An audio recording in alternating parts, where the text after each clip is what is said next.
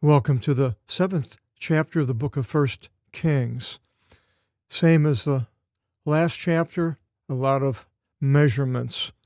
To those of you out there, men that enjoy building, construction, and so forth, you'll find this interesting. Many people may not. In the last chapter, we had all the dimensions of the temple. And within the temple was the Holy of Holies, where man could only go into once a year. And it was so holy that when he did go in, they had a rope tied around his ankle that if he didn't hear the bells on his cloak ringing for a long time, then they could pull him out. Because if anybody went in there, they could die. This is the holiest of holy places on the earth at that time. Solomon builds this place, but God mentions how, as far as the temple, if they didn't go by his ways, then he would ignore the building and let it basically be ruined and so forth. It's mentions. But here we go into the house that Solomon had built. It begins, and Solomon, I'm going to read this Greek first sentence so you can get an idea on how it sounds. Okodomise, ke okodomise Solomon, ton ikon iavto, triskedika etasi, ke sinatelison olon, ton ikon avtu.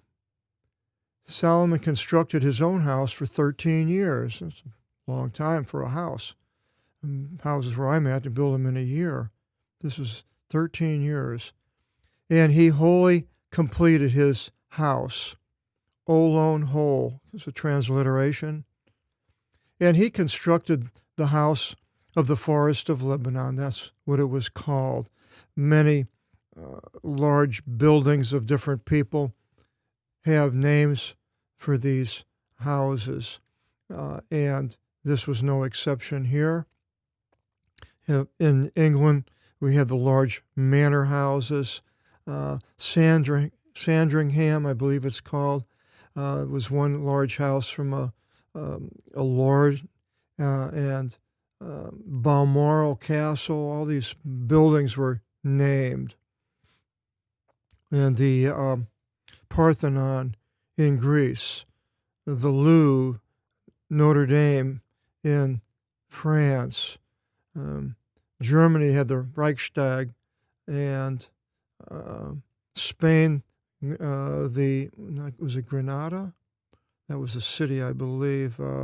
Can't think of the name. It was a Moorish building, Alhambra. So this was no exception. This was one of the earlier ones in history. It was I'll give you the angle. You can see the cubits, but I'll give you the modern measurements. 150 feet by 46 meters was its length. And I got these measurements off of a application that's on the internet. It has measurements of all sorts. So basically a cubit is 18 inches and a span was 6 inches. But all these are cubits here, except maybe one place that calls it a span. So it's 150 foot long, it's longer than the temple, and 75 feet or 23 meters wide. So that's pretty good size. And 30 cubits, 45 feet, its height, upon 4 rows of columns of cedars, and protrusions of cedars for the columns. Now, exactly how this looked, you can, like I mentioned in the last chapter, you can look on the internet and maybe somebody has tried to put together pictures of what this could be. And he decorated with fretwork and cedar the house above upon the sides of the columns. And the number of the columns was 40 and 5. 10 and 5 in one row. and 3 ridges with place upon place thrice. So somehow these columns, there was 3 rows of them, 15 columns, and built.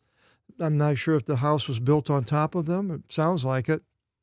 And all the doorways and the places were four-cornered, being arched over. I suppose that means it's like square type thing.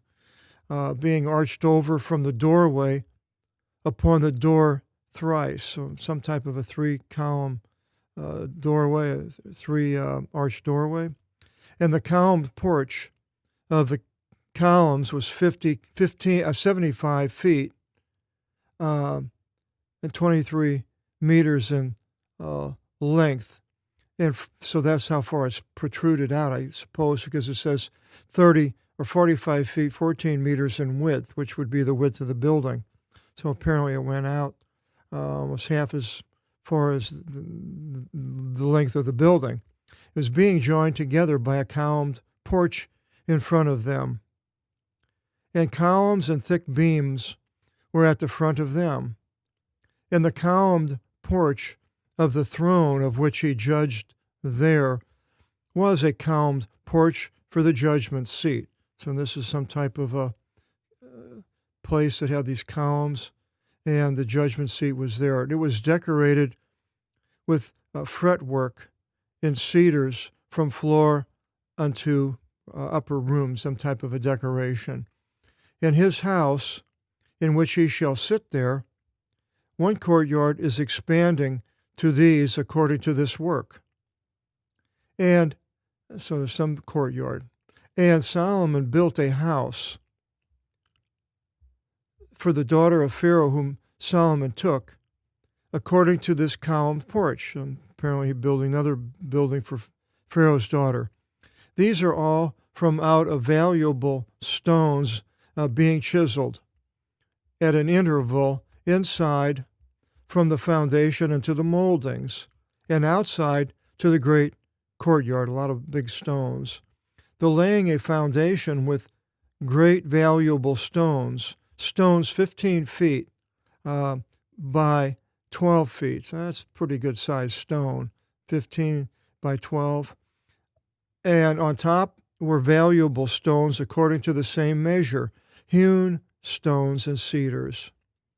Of the great courtyard, round about with 3 rows of hewn stones, and a row being chiseled of cedar, even to the inner courtyard of the house of the Lord. So apparently I'm guessing it's close to the temple, and to the columned porch of the house.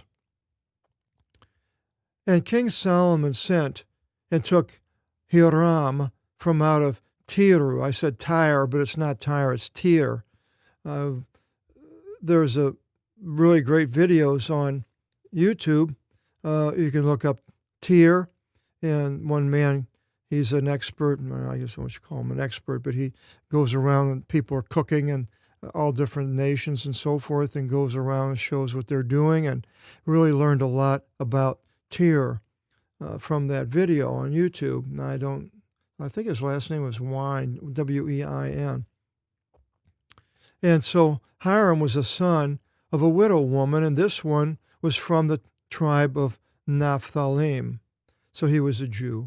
But his father was a Tyrios, a Tyrian man, a fabricator of brass. So apparently he wasn't Jewish. Maybe he could have been Jewish and living in Tyre. It doesn't say. But he was, his father was a Tyrian man, a fabricator of brass, and being accomplished of the wisdom of the craft, and of understanding and of full knowledge to do all the work in brass. Now, so his father was a Tyrian man, so a fabricator of brass is a continuation, I think, of what Hiram was.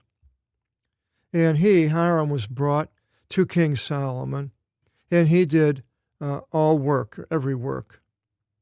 And he cast in a furnace the 2 columns for the column porch of the house, the front of it, 2 huge columns of brass, 27 feet tall, or 8.2 meters was the height. And I think in the building was Now, this is not the same as the temple. This is in his house. It's 45 feet, so a little bit halfway, or a little bit more than halfway, was the height of the column. And the perimeter had 2 and 10 cubits measuring cord encircling it around the column. That was 18 feet total around the perimeter, 5 meters. And so was the second column. And the temple also had 2 columns. And he made 2 capitals to put upon the heads of the molten columns of brass. There were 7.5 feet was the height, and 2.3 meters. And 5 cubits was the height of the second capital. They're both the same. So these go on top. You have this round column, and then this thing on top. It was a decorative type of a thing, and possibly held up more that way. And he made latticed works, like a fishing net of sort, maybe out of wood and other things, to cover the capitals. So they went around it, of the columns, 7 to the capital to the one, and 7 to the capital to the second. Now, exactly how these went out doesn't say. And a hanging work, 2 rows of pomegranates of brass, being made of lattice works, decorative. A hanging work, row upon row. And thus he did for the second capital. And the capitals upon the heads of the columns, a work of a lily. They were kind of like a lily spreads out like a cup, where the edges open up. So it had that look to it. For the column porch, there were 6 feet or 1.9 meters, and a ridge upon both of the columns and on top of the sides of the capital. And the pomegranates, 200 in rows upon the second capital, and their brass. And he set up the columns of the column porch of the temple. Now, why is mentioning the temple here when it's talking about his house? I'm not sure. And he set up the right column, and he called the name of it Jachin, Yahin. And he set up the left column and called the name of it Boaz. And upon the tops of the columns was a work of lily, and the work of the columns was finished. Now, it may have switched over to the temple, and I didn't know it. It might have just mentioning the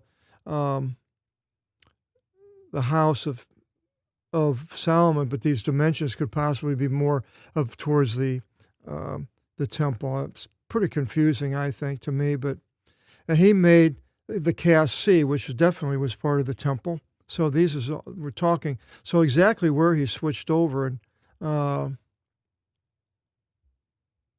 not exactly sure. Trying to find it here if I can find it. He constructed the house of Lebanon.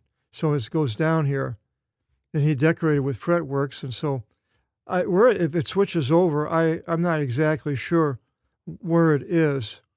In the house which he shall sit there, one courtyard is expanding. So then he built another house. Goes on and on. So we have these 2 columns. It gives them the name. They're in front of the temple. And upon the tops of the columns was a work of lily. And the work of the columns was finished. And he made the cast C 15 feet by a cubit from its rim unto its rim, the diameter, 4.6 meters. But it was globular, round about. It had 5 by a cubit was its height. So it was 7.5 foot high, 15 foot across. And this is where they bathed in, 2.3 meters height. And a measuring line meeting together of 30 cubits encircled it, 45 feet. Now, I'm not a mathematician. I'm terrible at math. I'm sure you could check it out and figure this out if at all.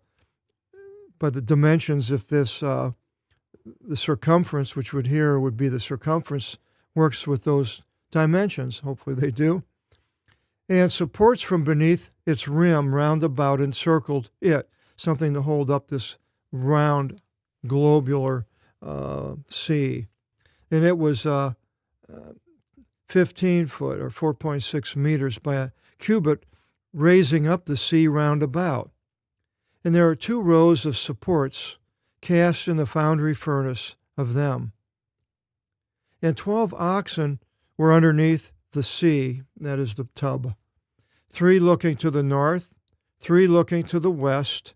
We have Voron, we have the Aurora Borealis, the Borea Vora, and Thalason, Thalactic west, the sea, Mediterranean, and 3 Tri, looking towards the south, and 3 were looking to the Anatolos, which is the east, and Anatolia was called, Greece was called Anatolia at one time.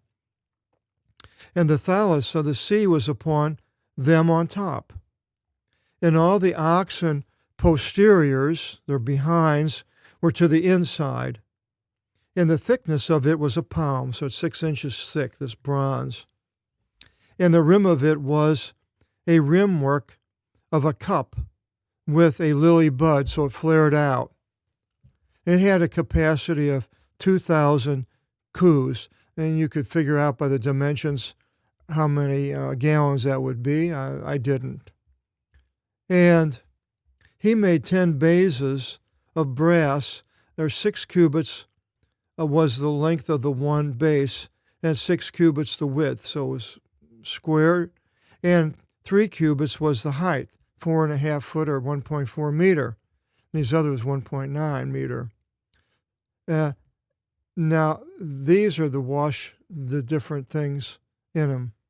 And this is the work of the base joining it and joining between the protruding parts. And upon the joineries and between the protruding parts were lions and oxen and cherubim, exactly what that looked like and how they were there, but anyway, these things were made to be around there.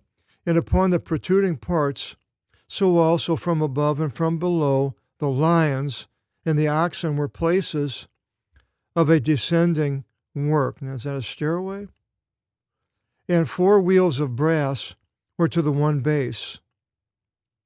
And the fastenings of brass in its 4 parts of their protrusion supports were from beneath the bathing tubs. So these were some type of, they were probably on wheels. And protrusion supports for a man to pour from the other side were situated before, so they could move him apparently. In the mouth of it, within the top and upward, was 1 cubit, 18 inches, 45.45 meters. In the mouth of it was globular, a thing made thus, 1.5 cubits or 27 inches, 0.68 meters, and upon its mouth were carvings, and their small pillars were 4-cornered, not globular, and 4 wheels were underneath the small pillars, and hands, or spokes possibly, or axles, were in the wheels in the base. And the height of the one wheel was 27 inches. It's a little over 2 foot high, 6.68 meters. And the work of the wheels was as the work of chariot wheels. A trochee comes from that as a round lozenge type thing. And their hands and their backs and their matters were all casted, that is, their bronze. And 4 protrusion supports were upon the 4 corners of the one base, so some type of thing sticking out. From out of the base were its shoulders, and upon the head of the base, 1/2 cubit was its globular size, that is 9 inches, round about the head of the base. Well, I don't know what all this looks like, but and the hands of it and its joineries were of it. And it opened upon the beginnings of its hands, good luck in understanding all this. I've studied a lot, but it's still hard for me to understand. Somebody maybe in the Hebrew has done more studies and have their ideas. It could be, you can find it in biblical encyclopedias. In its joinery was cherubim and lions and standing palms, each being next to the other in front of it, inside round about. According to this, he made 10 bases, with one order and one measure to all, so they're all the same.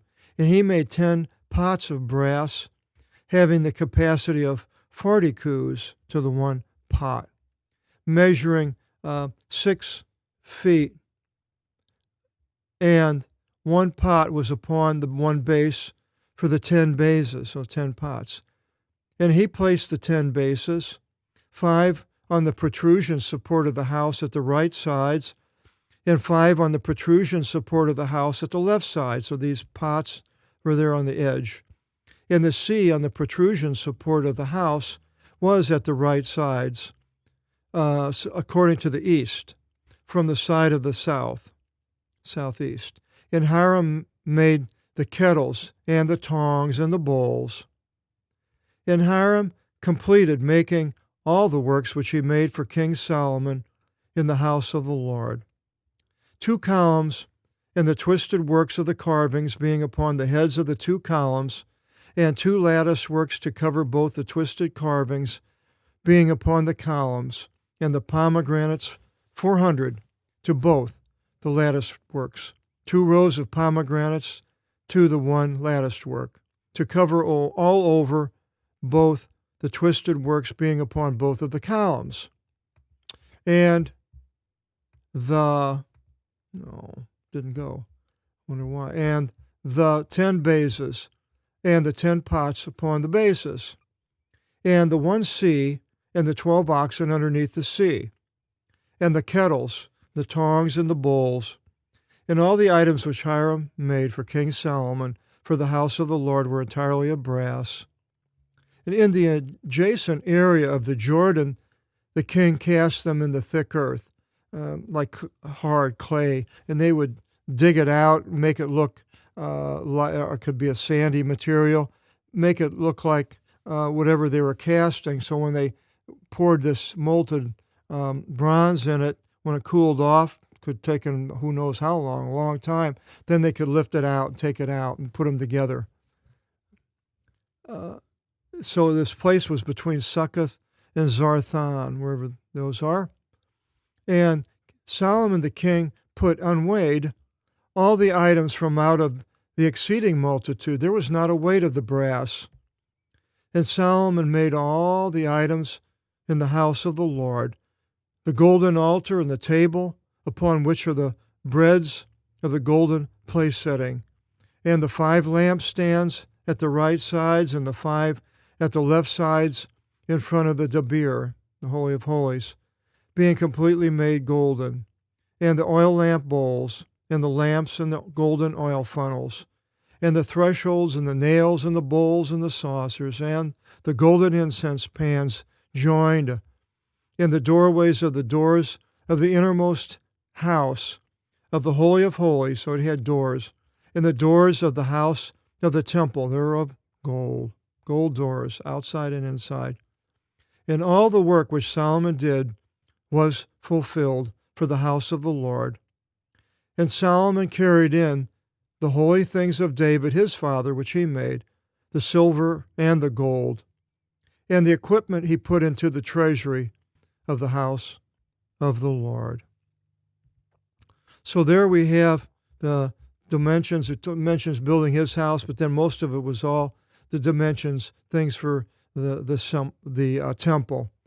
Next chapter, we have more or less the dedication of the temple, and Solomon holds an assembly, and then we go into Solomon's prayer.